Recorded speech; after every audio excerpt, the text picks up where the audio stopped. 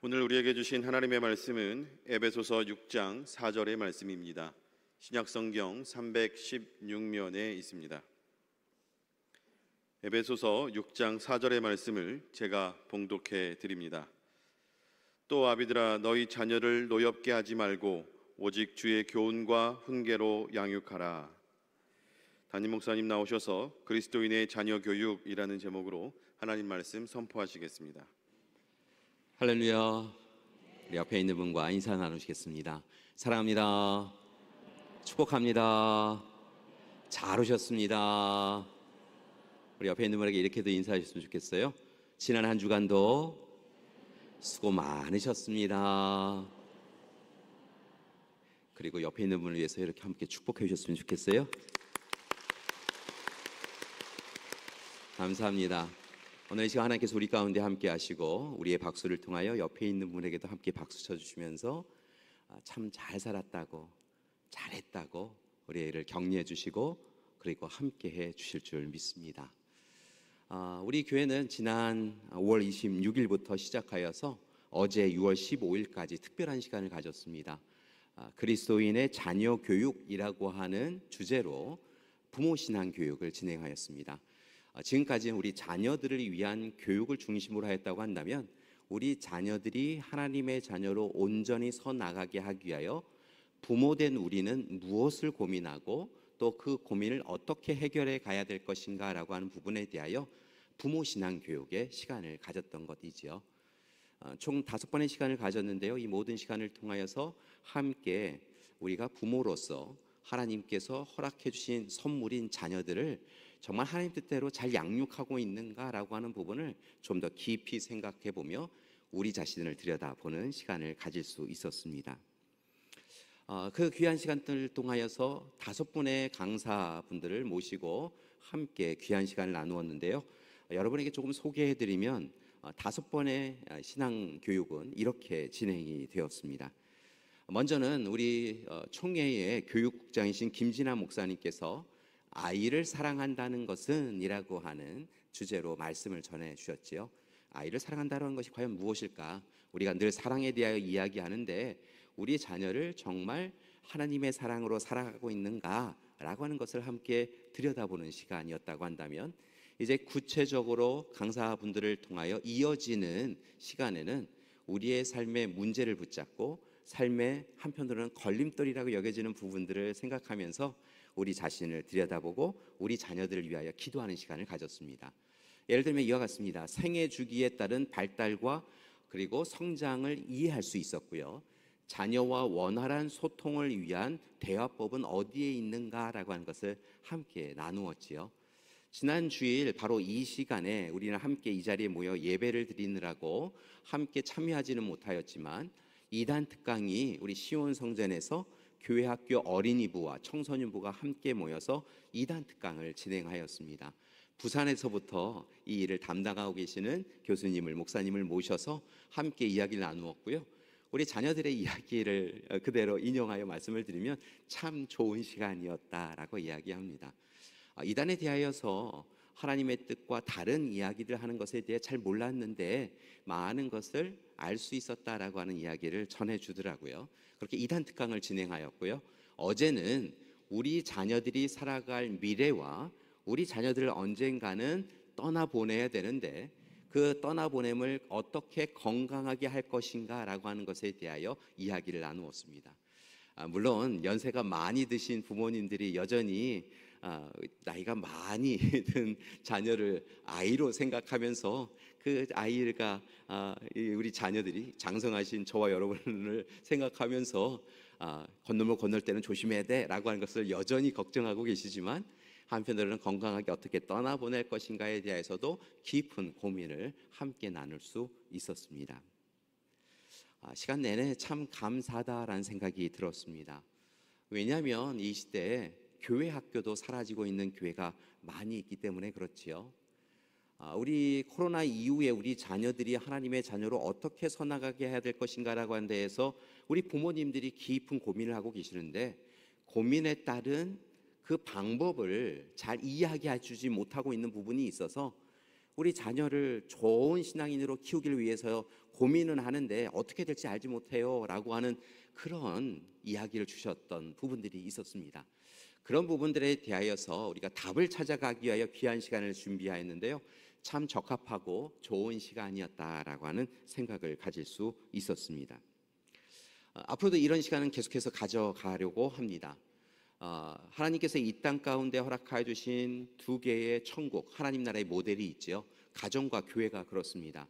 그리고 가정과 교회에서 우리 자녀들이 하나님 나라를 경험해야, 하나님을 만나고 예수 그리스도를 구주로 영접해야 우리 자녀들이 온전한 그리스도인으로 자라날 수 있잖아요.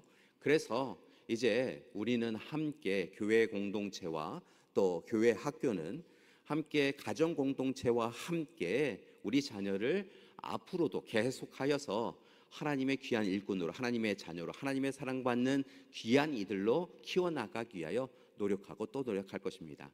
혹 이 시간에 함께 참여하지 못하신 분이 있으시다고 한다면 여러분, 다음번에 이와 같은 비슷한 우리 시간이 예비되고 준비되면 꼭 잊지 마시고 참여하실 수 있으셨으면 좋겠습니다.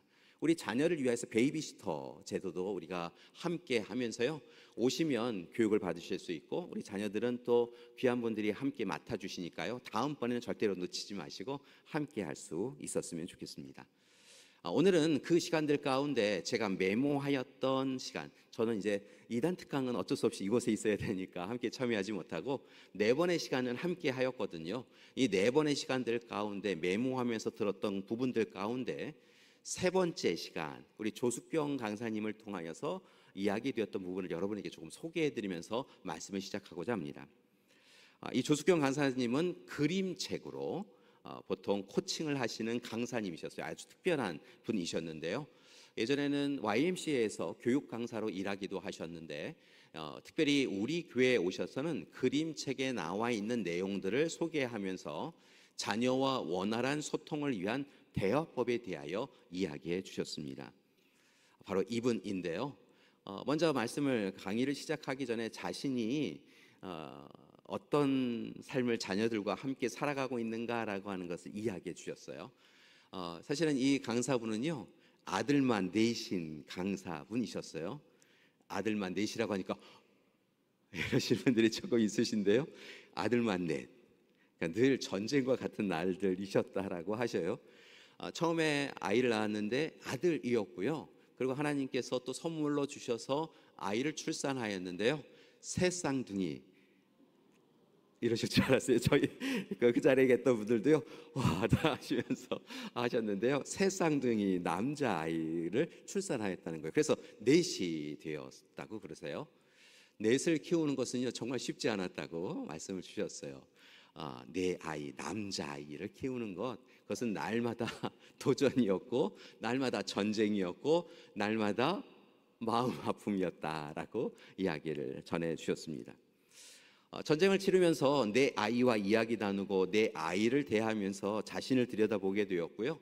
한편으로는 자신의 교육 방법과 교육 방식, 이 부분에 전문가이다라고 생각했던 자신의 의지와 뜻과는 다르게 양육하고 있는 자신의 모습을 보며 아이들을 바라보며 좀 불쌍한 마음도 들고 여러 가지 마음이 복합적으로 드셨다라고 하는 이야기를 들었습니다.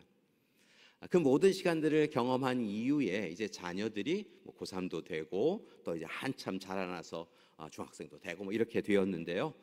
그 자녀들을 바라보면서 그 자리에 계신 다른 부분들에게 이렇게 자녀를 양육하였으면 좋겠습니다라고 하면서 귀한 이야기를 전해주시더라고요.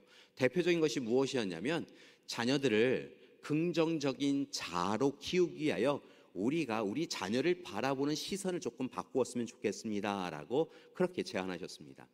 우리를 자녀를 바라보는 그 시선을 우리의 시선으로만 두지 마시고 하나님의 시선으로 바라보시라라고 이야기하며 강조하셨던 것은 자녀를 역할 자아로만이 아니라 존재 자아로 바라보고 키우라라고 하시는 그런 이야기였습니다.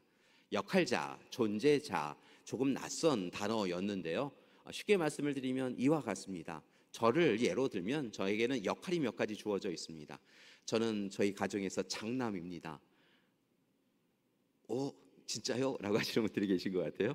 저희 가문에서는 제가 장손입니다.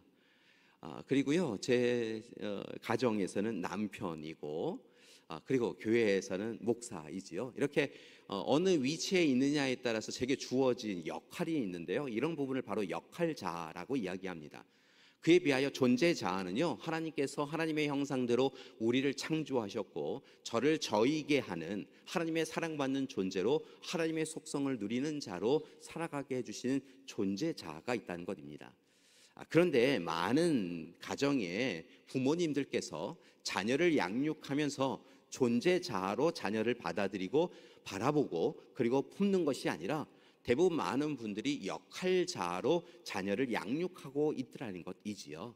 예를 들면 이와 같습니다. 야, 형이 그래서는 안 되지. 형이 그렇게 생각하면 안 되지. 내 사랑하는 아들이 그렇게 생각하면 안 되지. 내 아들은 이렇게 해야 돼. 뭐 이렇게 이야기하면서요, 그렇게 역할자로 자녀를 키우고 있더라는 것입니다.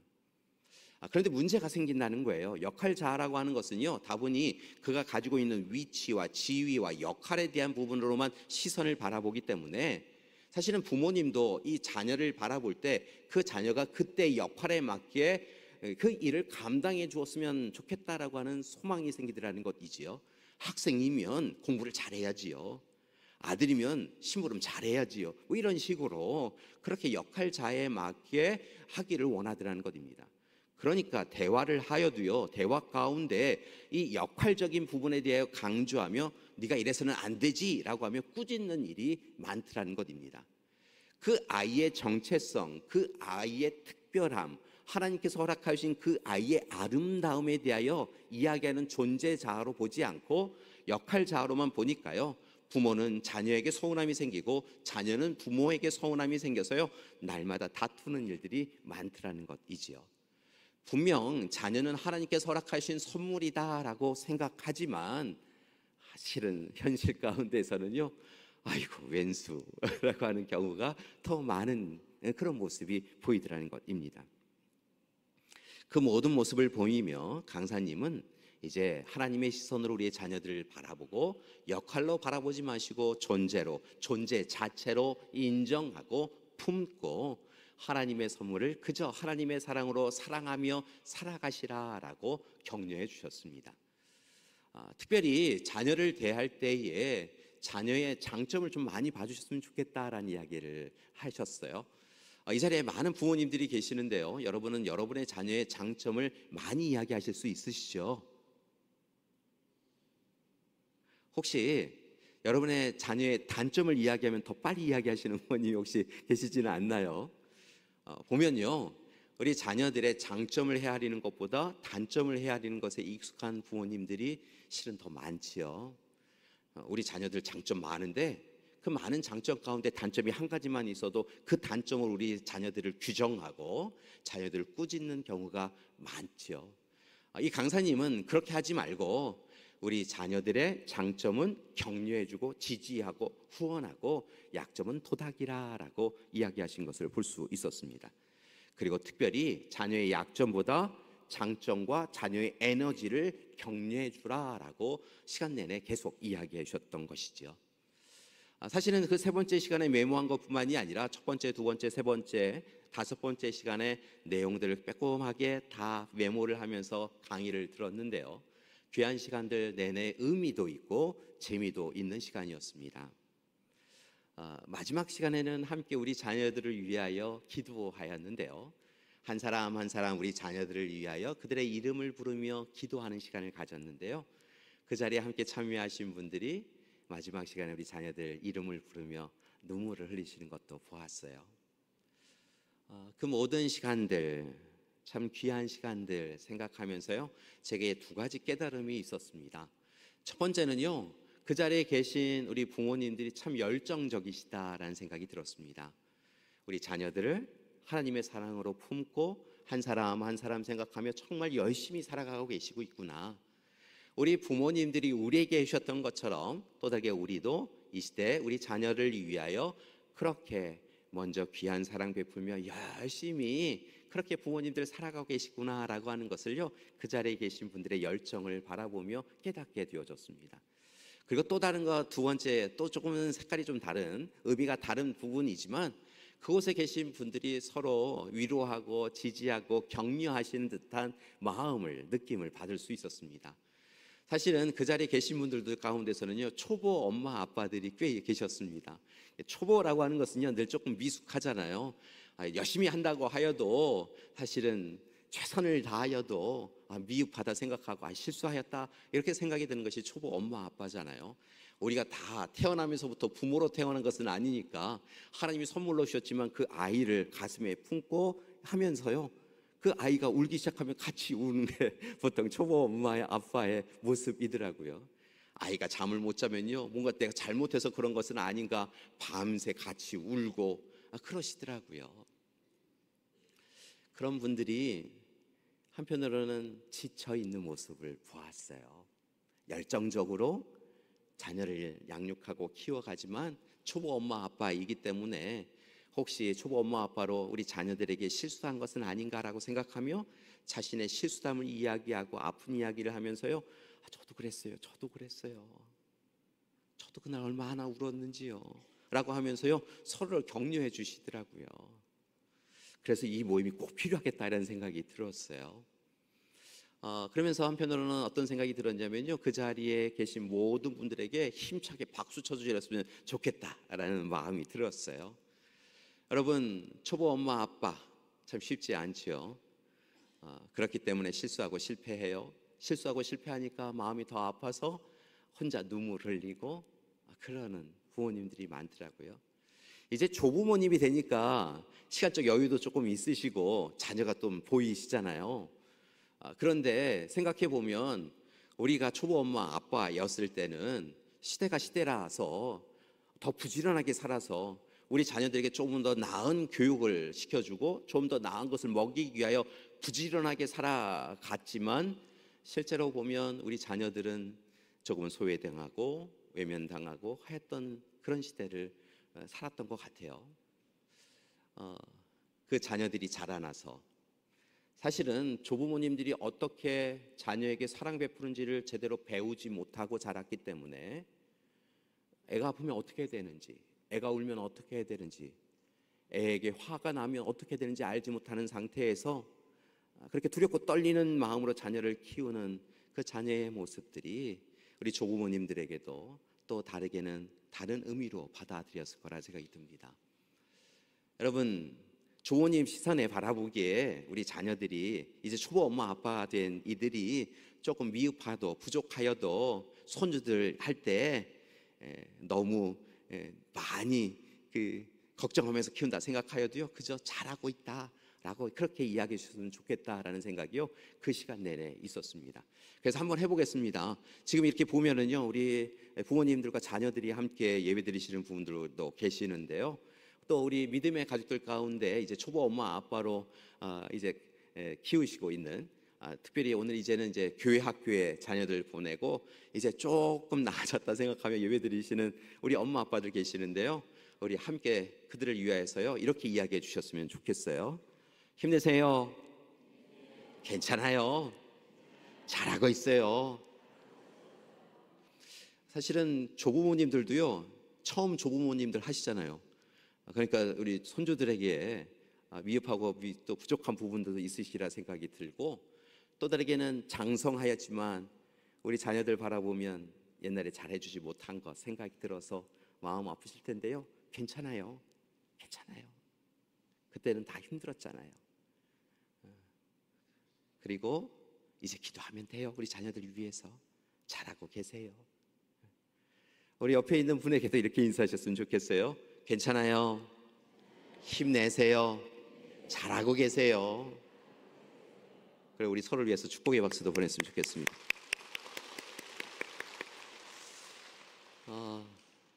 우리 자녀들 품고 살아간다라고 하는 것이 참 쉬운 일은 아닌 것 같아요. 그래서 성경의 말씀에 보면 관계에 대한, 가족의 관계에 대한 이야기들이 꽤 이곳저곳에 많이 담겨져 있어요. 오늘 에베소서의 말씀을 읽었는데요, 오늘 에베소서의 말씀이 대표적인 말씀이에요. 에베소서 6장 1절에서 4절의 말씀을 보면 가족 관계는 어떻게 해야 되는가, 부모와 자녀의 관계는 어떤 관계가 되어야 하는가라고 하는 것에 대하여 잘 규정해 주고 있어요. 이와 비슷한 내용이 골로새서에도 나와 있어요. 거의 본문의 내용이 비슷비슷한데요. 그 내용들이 담겨져 있는 것 외에도 성경의 말씀에 보면 여기저기에 하나님 앞에 사람의 관계가 어떠해야 되는가라고 하는 것에 대하여 이야기해 주고 있는 것을 봅니다. 특별히 에베소서의 5장과 6장의 말씀에도 보니까 앞선 말씀을 보면 아내와 남편은 어떤 관계에 되는가라고 하는 것에 대하여 먼저 이야기해 주셨어요. 그리고 6장에 이르게 되어지면 부모와 자녀의 관계, 그리고 이어지는 말씀을 보면 주인과 종의 관계에 대해서도 이렇게 서술하고 있는 것을 볼 수 있습니다. 그러니까 이 서신서를 통하여 교회, 지역 교회를 향하여 쓴 서신 가운데 이렇게 사람과 사람의 관계에 대한 것에 대하여 강조하고 있다라고 하는 것은 그만큼 하나님의 사랑으로 창조되어진 피조물은 하나님과의 관계만이 아니라 서로의 관계에 대해서도 하나님 사랑으로 함께 사랑해야 된다라고 하는 것을 우리에게 보여주고 있는 것이지요. 자, 그렇다고 한다면 앞서서 여러 소개해드렸던 그 부분들 중심으로 또 다르게는 에베소서의 말씀을 좀 더 1절에서 4절의 말씀을 살펴보겠습니다. 여러분을 위하여서 본문 말씀을 준비했는데요. 1절에서 4절의 말씀을 보니까 자녀와 부모의 관계 가운데 꼭 필요한 것을 이야기하고 있어요. 먼저는 1절의 말씀을 보면 자녀가 마땅히 해야 될 일, 부모님께 해야 될 일에 대하여 먼저 서술을 합니다. 살펴보니까 이렇게 하래요. 자녀들아, 주 안에서 너희 부모에게 순종하라. 부모님에게 순종하는 것이 옳다는 것입니다. 하나님의 사랑으로 순종해야 하지요. 특별히 아버지와 어머니를 공경하는 삶, 그것이 그리스도인의 삶이어야 된다는 것이죠. 이것을 얼마나 강조하셨는지요. 여러분 잘 아시다시피 오늘 말씀에도 이야기하고 있지만 10계명 가운데 5번째 계명으로 부모를 공경하라라고 이야기하며 그 계명은 약속이 있다. 그 계명을 지키면 장수하고 또 땅을 축복의 산물로 받으리라라고 이야기하며 꼭 지키라라고 그렇게 강조하고 있는 것을 볼 수 있습니다. 여러분, 부모님에게 순종하고 부모님에게 하나님의 사랑으로 공경하는 우리가 되길 소망합니다. 자, 그런데요, 이렇게 자녀가 부모님에게 마땅히 해야 될 일을 이야기한 이후에 6장 4절의 말씀, 우리가 함께 읽은 말씀을 보니까 이번에는 부모님이 마땅히 자녀에게 해야 될 일에 대하여 아주 중요한 두 가지를 거론하고 있는 것을 봅니다. 첫 번째는요, 자녀를 노엽게 하지 말라, 자녀가 화나게 하지 말라라는 이야기고요. 두 번째는요, 자녀를 양육할 때 오직 주의 교훈과 훈계로 행하라라고 하나님의 말씀으로 가르치라라고 이야기하고 있는 것을 봅니다. 자, 우리 자녀를 잘 키웠으면 좋겠어요. 우리 자녀를 하나님의 자녀로 양육하였으면 좋겠어요. 좋은 부모가 되었으면 좋겠어요. 자, 이 일을 위하여서요, 두 가지를 꼭 기억하셨으면 좋겠습니다. 첫 번째, 다시 한번 강조합니다. 자녀를 화나게 하지 않는 우리가 되었으면 좋겠습니다. 자녀를 노엽게 하지 말라는 거예요. 자녀에게 분이 생기도록, 분노가 생기도록 해서는 안 된다는 거예요. 여러분, 사실은 부모는 자녀를 누구보다 잘 알아요. 자녀의 연약함을 알아요. 자녀의 아픔과 상처를 알아요. 그래서일까요? 부모가 이야기하여도 자녀가 부모 뜻대로 행해주지 않으면요, 부모는요, 자녀의 상처를 건드릴 때가 있어요. 자녀가 무슨 이야기를 싫어하는지 아는데요, 그 이야기를 할 때가 있어요. 성경은 자녀로 하여금 분노와 화를 내도록 하는 언행을 주의하라라고 수없이 이야기해요. 자녀를 분노하게 하는 일을 피하라고 강조하고 있어요. 여러분, 조금 예전으로 돌아가 보셨으면 좋겠어요. 여러분이 여러분의 자녀 나이 되었을 때, 여러분이 여러분의 자녀였을 때, 여러분의 부모님들에게서 참 좋으신 부모님들이었지만 때로 어떤 이야기를 들으면 분노가 생겼던 때가 있지요. 때로 부모님이 어떤 행동을 하시면 상처받았던 때가 있지요. 그래서 우리는 그때 다짐했어요. 우리가 부모가 되면 내가 좋은 부모가 되겠다고. 우리 부모님은 그 시대가 마음 아프고 힘든 시대였기 때문에 그때는 잘 이해 못했지만 지금은 이해가 되고, 그렇기 때문에 내가 똑같은 일 반복하지 않으리라 다짐하고 결단하였는데요, 이제 자녀가 있고 보니까요, 놀라운 것은 부모님이 하셨던 상처 주는 말과 언행을 우리 자녀들에게 행할 때가 있더라는 거예요. 그거 하지 말라는 거예요. 우리 자녀에게 내가 분노와 화가 나게 했던 그 언행을 똑같이 해서는 안 된다는 거예요. 익숙한 대로 해서는 안 된다라고 이야기하고 있는 것이지요.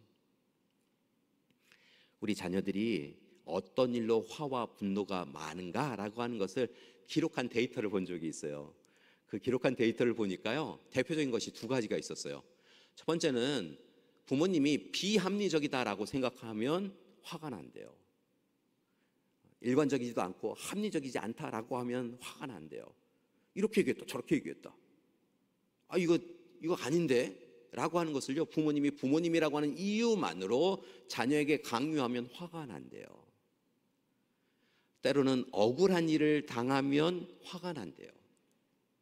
분명히 이 일은 형이 잘못했는데 내가 혼나면 억울하다고 생각이 들어서 화가 난대요. 이건 동생이 잘못했는데 동생이 잘못한 것은 형이 함께 잘못한 것이라고 해서 형이 이유 없이 혼나면 형들은 화가 난대요. 억울하다 생각이 들어서요. 그 억울한 일이 생기지 않도록 행하는 것이 우리가 마땅히 행해야 될 일인 것이죠. 여러분, 우리가 그랬던 것처럼 우리 자녀들도 우리의 마음에 상처가 나면, 아픔이 생기면 꽤 오래 가요. 그러니까 우리 자녀들에게 마음의 상처가, 아픔이 남지 않도록, 혹 행여 남았다고 한다면 도닥여서 사라지도록 여러분 하셔야 한다는 거예요. 그러기에 부탁드리는 것은요, 보이는 자녀의 모습만 바라보지 마시고 자녀의 이면, 내면을 들여다보는 우리가 되었으면 좋겠어요. 여러분, 자녀들 천천히 살펴보셔야 돼요. 자녀들 문을 쾅 닫고 들어가 버리면, 인사도 안 하고 들어가 버리면 또 저런다라고 하면서 문 닫는 모습만 바라보지 마시고 그 자녀의 마음을 이해해 주면 자녀가 문을 열고 나와서 예전처럼 오늘 하루 온종일 무슨 일이 있었는지 그렇게 쉼없이 이야기할 거예요. 자녀를 분노하고 화나게 하지 말고요, 자녀의 마음을 토닥이는 우리가 되었으면 좋겠어요. 그것을 바로 오늘 바울이 이야기하고 있는 건데요, 바울이 이 이야기를 하는 데에는요, 당시 시대적 상황이 그렇지 않았기 때문에 그런 부분이 또 있어요. 당시 로마 문화나 헬레니즘 문화나 또 다르게는 히브리즘 문화도 공이 자녀를 인격 있는 존재로 대우하지 않았어요. 자녀는 부모의 소유물로 여겼어요. 특별히 오늘 말씀에 이야기한 것처럼 아비는 이라고 하는 단어가, 아버지는 이라고 하는 단어가 이야기한 것처럼요, 자녀는 아버지의 소유물로 여겨졌어요. 그래서 이 자녀의 생사권이 아버지께 있었어요. 아버지가 혹 자녀를 죽이면 문제가 되지 않았어요. 자녀는 소유물이었으니까요. 자녀가 무엇을 원하는지, 무엇을 계획하는지 아무것도 중요하지 않았어요. 부모가 시키는 대로 살아야 되는 것이 당시의 시대적 상황이었다는 거예요. 자녀를 때리는 권한이 부모에게 있었어요. 여러분, 놀라운 것은요, 어느 문헌을 보니까 자녀의 결혼권과 이혼권도 부모에게 있었어요. 사랑하는 사람과 결혼하는 게 아니라요, 자녀에게 부모님이 시키는 사람과 결혼해야 되고요, 만약에 결혼 생활이 부모님의 뜻에 합당하지 않으면 이혼해, 그러면 이혼해야 되는 권한이 아직 그때까지 있었다는 거예요. 어느 문헌을 보니까 부자는 그럴 일이 없었겠지만 가난한 사람은 자녀를 매매하기도 하였다라고 이야기합니다. 그러니까 그런 시대를 살고 있는 부모된 이들에게 그러지 말라고, 그렇게 살면 안 된다고, 특별히 그리스도인은 그렇게 살아서는 안 된다고 굉장히 개혁적인 이야기를 오늘 하고 있는 거예요. 부모님에게 공경하는 것, 그거 마땅하다 생각하지, 반대로 부모인 자는 자녀에게 하나님의 사랑으로 사랑하는 것이 오라, 자녀 화나게 하지 마, 자녀 함부로 대하지 마, 하나님 그렇게 원하시지 않아 라고 이야기하고 있다는 것이지요. 두 번째, 주의 교훈과 훈계로 가르치라 라고 바울은 권면하고 있습니다. 중요한 것은요, 주의 교훈과 훈계, 하나님의 말씀으로 가르치라 라고 이야기하고 있다는 거예요. 여러분은 오늘 이 시간 그리스도인으로 부름받은 여러분은 그렇게 하고 계시죠? 고개를 끄덕이시는 분이 많지 않으시네요. 하나님의 말씀으로 우리의 자녀를 양육하라라고 하는 것이 바로 이 말씀이라는 것입니다. 하나님의 마음으로, 하나님의 생각으로 우리에게 주신 선물인 자녀를 바라보고 하나님의 시선으로 바라보며 하나님의 사랑만으로, 하나님의 말씀만으로 가르치라라고 이야기하고 있다는 거예요. 그런데 우리의 현실은요, 실은 조금 다르지요. 우리가 살아온 삶의 경험과 지식과 기준과 가치관으로 우리 자녀를 양육합니다. 우리 자녀에게 야, 공부해. 공부 열심히 해야 네 인생이 달라져. 내가 살아보니까 그래. 라고 하면 내 경험에 기준하여 자녀를 양육합니다. 내가 옳은 것에 대하여 자녀에게 함께 옳다라고 강요하지요. 삶의 시간, 삶의 자리, 삶의 장소에 대하여서 그렇게 내 기준과 가치관으로 자녀에게 가르칩니다. 그런 우리에게 신명기 6장 7절의 말씀은요, 이렇게 하래요. 네 자녀에게 부지런히 가르치며 집에 앉았을 때든지 길을 갈 때든지 누워 있을 때든지 일어날 때든지 하나님의 말씀을 가르치라, 강론하라, 읽고 듣고 묵상하게 하라, 말씀대로 살게 하라 라고 이야기하고 있는 것입니다. 그런데 여러분, 한 가지 더 말씀드릴게요. 하나님의 말씀으로 가르치시되 입술의 잔소리로 가르치지 마시고 삶으로 먼저 보이시는 여러분이 되기를 소망합니다.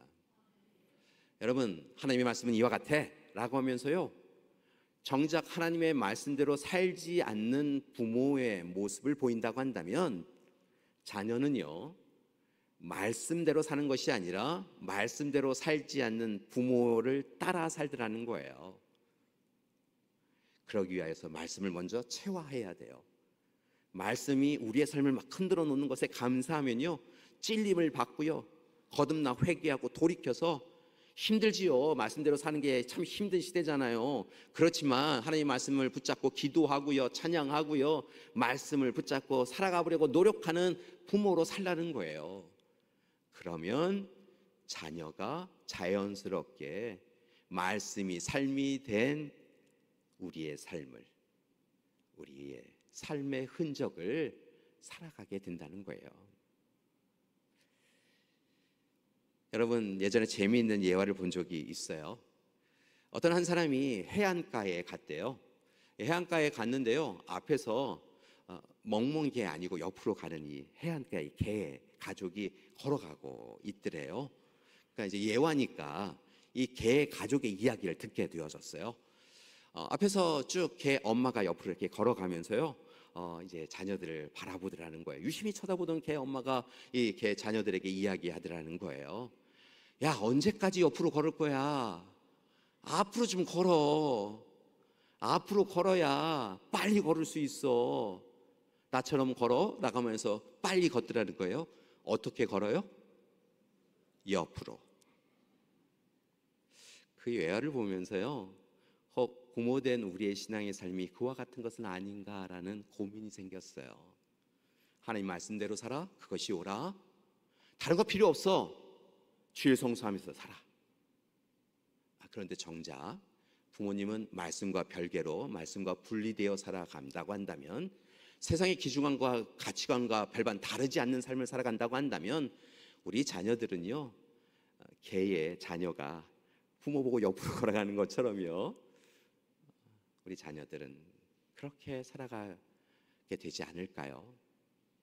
사랑하는 여러분, 오늘 이 시간 다시 하나님 앞에 서서 우리 사랑하는 자녀들을 위해서라도 오늘 허락하신 약속의 말씀을 붙잡고 우리 자녀를 분노하거나 화내게 하지 말고요, 우리 자녀들이요, 말씀과 별개의 삶을 살아가며 하나님을 모르는 사람으로 살아가도록 그냥 두지 마시고요, 하나님을 아는 사람으로, 하나님을 사랑하는 사람으로, 하나님의 사랑을 누리는 자로 살아갈 수 있도록 먼저 우리가 하나님의 말씀 붙잡고 씨름하여 말씀을 실천하며 살아감을 통하여 우리 자녀들이 우리의 삶을 따라와서 자연스럽게 하나님의 사랑 누릴 수 있도록 그렇게 행하는 삶을 살아가는 저와 여러분이 되기를 소망합니다. 다시 한번 부탁드립니다. 우리 자녀들을요, 하나님의 자녀로, 하나님의 선물로 여기시고요, 또한 참으로 하나님의 사랑 누리시면서요, 열심히 우리의 자녀들을 화내지 않도록, 주의 교훈과 훈계로 가르치며 살아가는 우리가 되기를 소망합니다. 그러기 위하여서 우리의 언어가 조금 바뀌었으면 좋겠다라고 생각이 드는데요. 언어, 이야기하는 것을 좀 생각하시면서 평상시에 여러분의 언어가 어떠한지에 대해 언어의 톤과 언어의 억양과 언어의 말투와 언어를 주로 어떤 단어를 사용하는가라고 하는 걸 생각하시면서요. 함께 우리 자신을 들여다보았으면 좋겠어요. 내 아이를 살리는 비폭력 대화라고 하는 책이 있어요. 바로 이 책인데요. 이 책의 내용들을 보면 이 수라하트라고 하는 사람과 빅토리아 칸들 호드슨이라고 하는 분이 공조하여서 쓴 이 책에는 기린의 언어와 자칼의 언어가 있다라고 이야기한 것을 보았습니다. 우리가 쓰는 언어인데요. 사람의 언어가 기린의 언어와 자칼의 언어가 있다는 거예요. 내용이 참 특별하였는데요.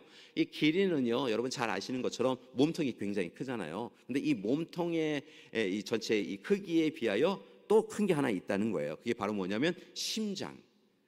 기린은 심장이 크대요.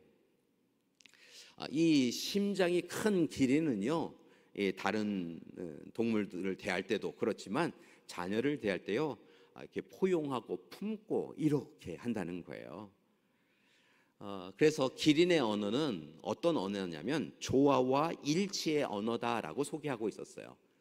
상대방을 먼저 생각하고 배려하고 조화와 일치를 이루고자 노력하는 언어가 기린의 언어라는 것이지요.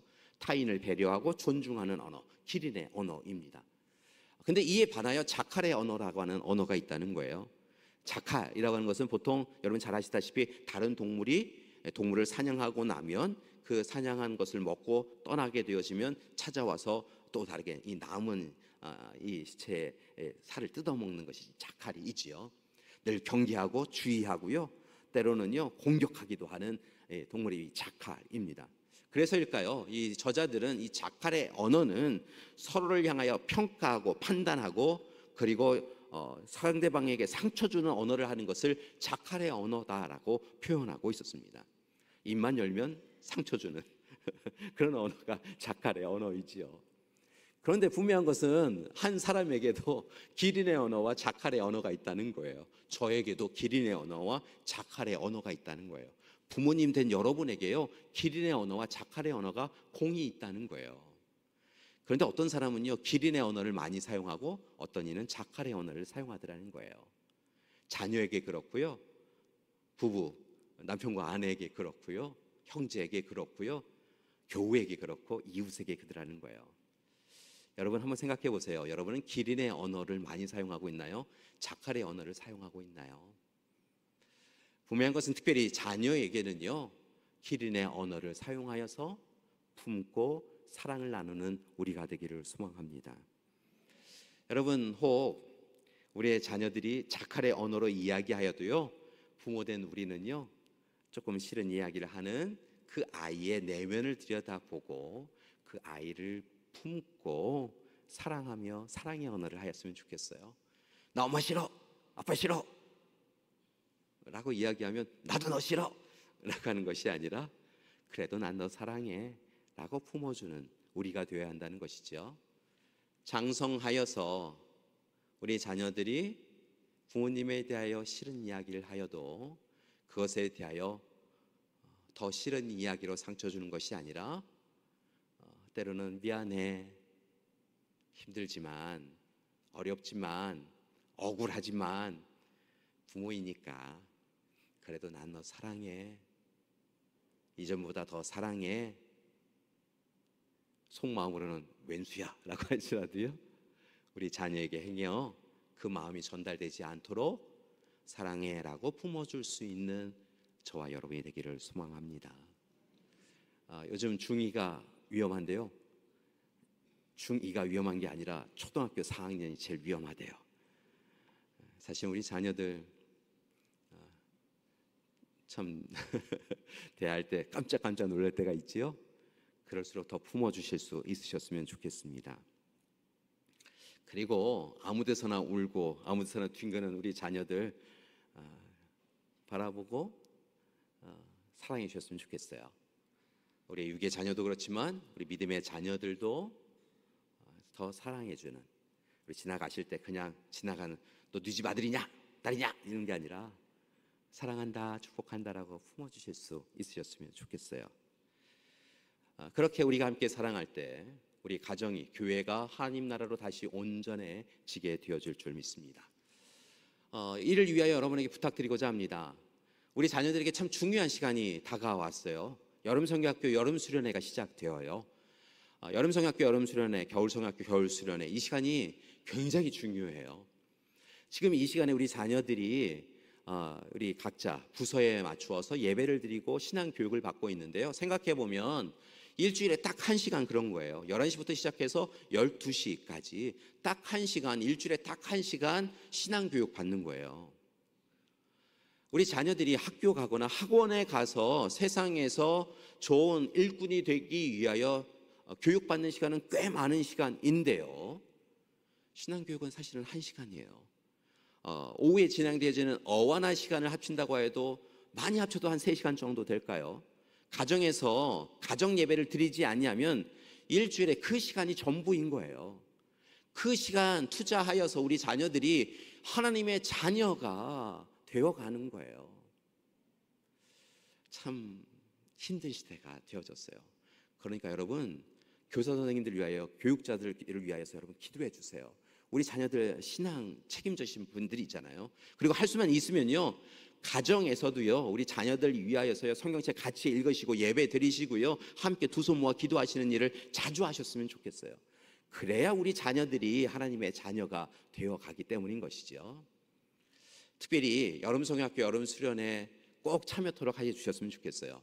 여러분, 이제 22일 날, 이번 주 토요일 날 우리 선생님들이 우리 자녀들을 위하여서 교사 강습회를 통하여서 여름성경학교가 본격적으로 시작이 됩니다. 그리고 여러분, 주보에 나와 있는데요, 이번 주 주보에 우리 자녀들 여름성경학교 수련회 일정이 잡혀졌습니다. 특별히 이번에 우리 여름성경학교의 주제는 여러분을 위하여서 준비해 드렸는데요, 화면을 띄워주시겠어요? 뭐예요? 주제? 함께 예배드려요. 예요.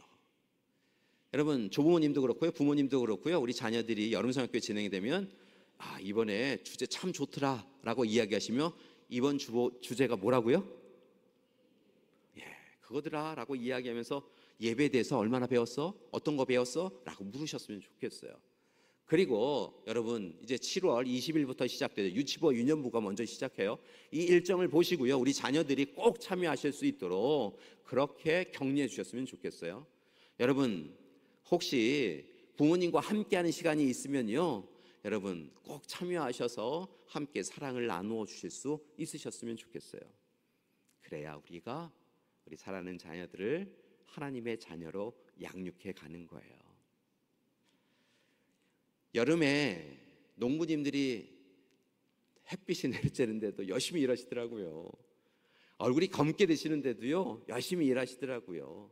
그래야 가을에 결실이 맺어지니까요. 바쁘고 분주한 삶을 살아가시지요. 그 어느 때보다 우리에게 중요한 삶의 시간들을 우리가 보내고 있습니다. 그런데요, 중요한 것 중에 하나는 우리 자녀들, 우리에게 선물로 허락해 주신 우리의 자녀들을 위해서도 우리의 시간을 투자하셔야 돼요. 우리의 삶을 투자하셔야지 돼요. 우리 사랑하는 자들 하나님의 품에 맡기고 그 자녀를 위하여 기도해야 돼요. 그래야 우리의 사랑하는 자녀들이 이후에 우리가 다 하나님의 부르심을 받아서 이 땅에 있지 아니하는 그 시간이 다가올지라도 우리 사랑하는 자녀들이 세상에 기준하여 세상 방식대로 살아가지 아니하고 하나님 의지하고 하나님 사랑 누리고 하나님 앞에 기도하며 살아갈 수 있는 것을 깨달으시고, 여러분, 우리 사랑하는 자녀들을 위하여 그렇게 기도하는 우리가 되길 소망합니다. 시간이 많이 지나서요, 마지막으로 한 가지만 더 부탁드릴게요. 숙제예요. 이 자리에 함께하고 계시는 부모님과 자녀 되신 분들도 있으신데요, 우리 사랑하는 자녀들 이번 한 주간 꼭 한 품에 안아주시고 하셨으면 좋겠어요. 그리고 자녀들에게 이렇게 해주셨으면 좋겠어요. 아까 하신 대로요, 사랑하는 아들아 딸아, 잘 살고 있는 거야, 고마워 고마워 라고 이야기해 주셨으면 좋겠어요. 멀리 떨어져 있는 자녀에게 전화해 주셔서요, 내가 너 사랑하는 거 알지? 늘 자주 이야기하지 못해서 미안한데 내가 사랑해. 옛날에 잘 해주지 못해서 미안해. 많이 미안해. 그땐 잘 몰라서 그랬어. 미안해 라고 하면서 사랑한다라고 이야기해 주셨으면 좋겠어요. 그러면 그 사랑이 하나님의 사랑이 더해져서 우리 자녀를 키우는 거예요. 자녀를 아름답게 세워가는 거예요. 돈 물려주는 것, 재산 물려주는 것, 좋은 권위와 명예 물려주는 것보다요, 그렇게 하나님의 사랑 전하여 주고 하나님의 말씀 전하여 주는 것이 더 큰 거예요. 여러분, 그런 사랑을 베풀어가는 우리가 되길 소망합니다. 그래서 오늘 이 시간 가정과 교회가 하나님 나라 되고 하나님 나라에서 나눈 사랑을 통하여 우리의 자녀가 참으로 귀하게 성장해가는 우리의 삶이 되기를 간절히 기도드립니다. 함께 기도하시겠습니다. 사랑의 하나님, 감사드립니다. 우리를 사랑하여 주셔서 자녀들을 허락해 주신 것 감사드립니다. 자녀들과 함께 가정과 교회를 하나님 나라로 이루어가게 해주신 것도 감사드립니다. 하나님, 간절히 바라고나옵기는 오늘 허락하신 약속의 말씀처럼 우리 자녀들을 화나게 하지 아니하고 오직 주의 교훈과 훈계로 하나님의 말씀으로 양육함을 통하여 우리의 가정들이, 우리 교회가 하나님 은혜 가운데 날마다 하나님의 사랑이 가득할 수 있도록 도와주시옵소서. 우리 자녀들 위하여 기도합니다. 우리 사랑하는 자녀들 한 사람 한 사람 하나님 품어 주시옵시고 하나님의 귀한 일꾼으로 세워 주시옵소서. 예수님의 이름으로 기도드립니다. 아멘.